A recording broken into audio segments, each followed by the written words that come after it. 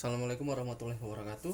Nah, di sini saya akan mencoba untuk menjelaskan atau menyelesaikan terkait dengan contoh kasus pencarian menggunakan metode BFS. Jadi pada sebelumnya kita sudah pelajarin, kita sudah dibahas apa sih BFS tersebut, di mana BFS itu merupakan sebuah pencarian yang dimana pencarian itu dilakukan secara melebar. Jadi di sini ada contoh, ada 4 titik.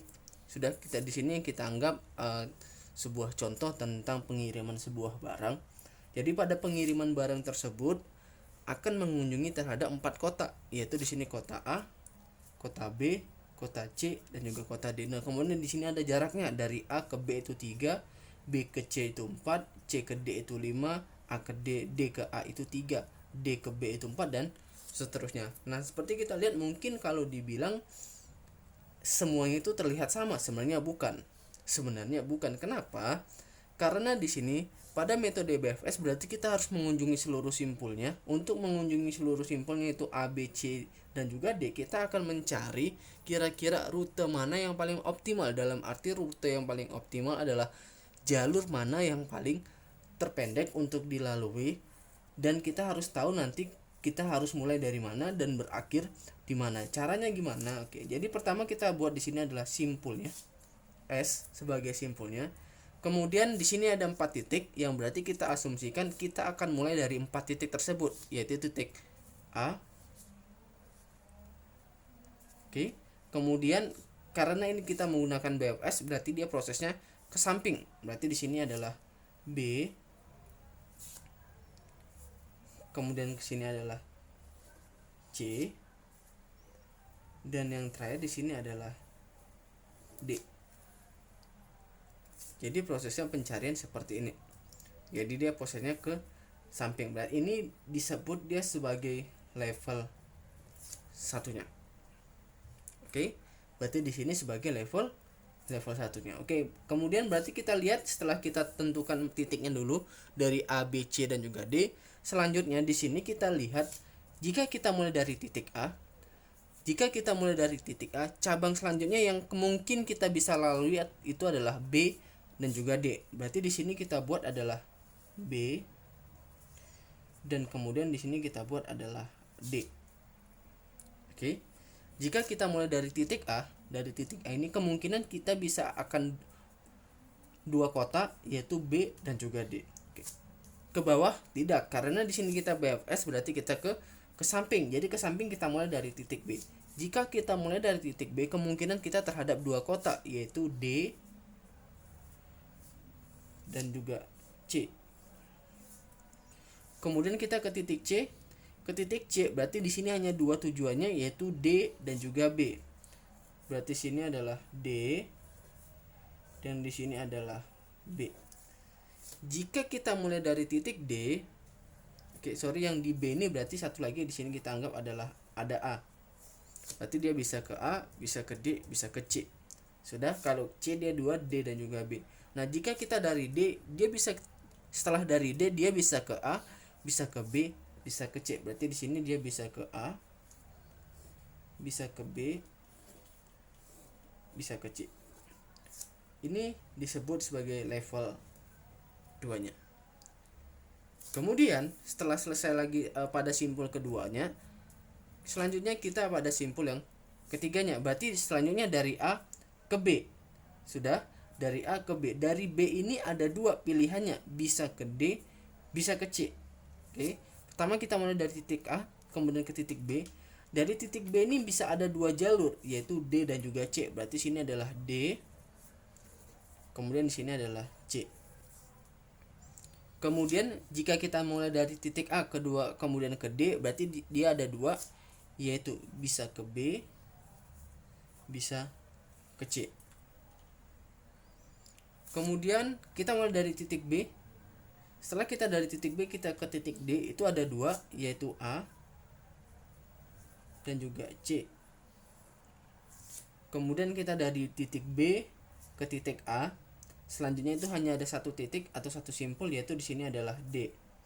Kemudian jika kita ke C, dari B ke C berarti itu hanya ada 1, yaitu sini adalah D. Sudah. Kemudian jika kita dari C kemudian ke titik D, berarti hanya satu simpul, yaitu di sini hanya bisa ke A. Kemudian jika kita dari C ke B juga hanya satu titik, yaitu ke A juga. Kemudian selanjutnya dari titik D kita ke titik A. Dari titik D ke titik A berarti hanya satu titik, yaitu di sini titik B. Kemudian seandainya kita dari titik B dari titik D ke titik B, berarti ada dua simpul yang mungkin dia bisa dikunjungin, yaitu titik A kemudian titik C. Kemudian kalau kita dari D ke C berarti hanya satu titik, yaitu titik B. Ini disebut sebagai level 3-nya. Kemudian selanjutnya kita balik lagi A B D, A B kemudian D, berarti simpul terakhirnya adalah C. Kemudian A B C, berarti simpul terakhirnya adalah D. Kemudian selanjutnya sinilah AD, kemudian ada dua, bisa ke B bisa ke C. Kalau dia ke B berarti di akhirnya dari C, jika dia ke C berarti akhirnya adalah B. Kemudian yang B D, oke, B D. Kemudian ada dua, B D, yang kedua itu A. Sudah. B D, kemudian di sini A. Kemudian selanjutnya adalah kita mau ke C, berarti di sini tidak bisa kita lanjutkan. Kenapa? Karena dia akan mutar-mutar. Berarti di sini tidak sebagai solusinya. Di sini tidak sebagai solusinya. Begitu juga dengan yang ini, B D C, B D dan juga C. Berarti di sini juga tidak sebagai solusinya. Kenapa? Karena dia akan memutar lagi. Kemudian B A D, maka yang terakhir adalah C.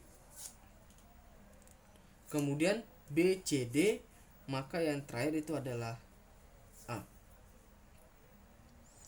Kemudian C D A, maka simpul yang terakhir di sini adalah B. Kemudian C B A, berarti yang terakhir adalah D. Kemudian D A B, maka yang terakhir adalah C. Kemudian D B A, maka di sini juga, ya di sini juga. Kenapa? Ya karena dari A dia mau ke C. Sebenarnya bisa kita buat jalurkan, tetapi masalahnya adalah jalurnya mutar, maka dianggap ini bukan sebagai jalur yang optimalnya. Kemudian sini D C B, berarti terakhir adalah A. Selesai. Karena kenapa? Karena dari sini sudah termasuk dengan jalurnya semua. Sudah ada jalur. Selanjutnya adalah kita tinggal menghitung jalurnya. Kita buat aja A ke B itu 3. Berarti sini 3 kita buat. B ke D itu 4. Kemudian D ke C itu 5. Kemudian A ke B itu 3. Kemudian B ke C itu 4.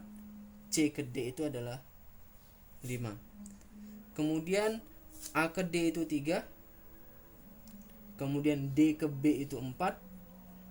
B ke C itu adalah 4. Kemudian A ke D udah. D ke C itu 5.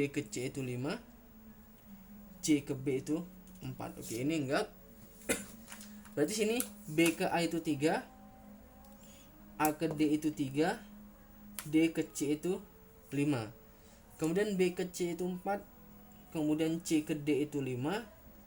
Kemudian D ke A itu 3. Kemudian C ke D itu 5. D ke A itu 3. A ke B itu 3. Kemudian C ke B itu 4. B ke A itu 3. A ke D itu 3. Selanjutnya A ke B itu 3.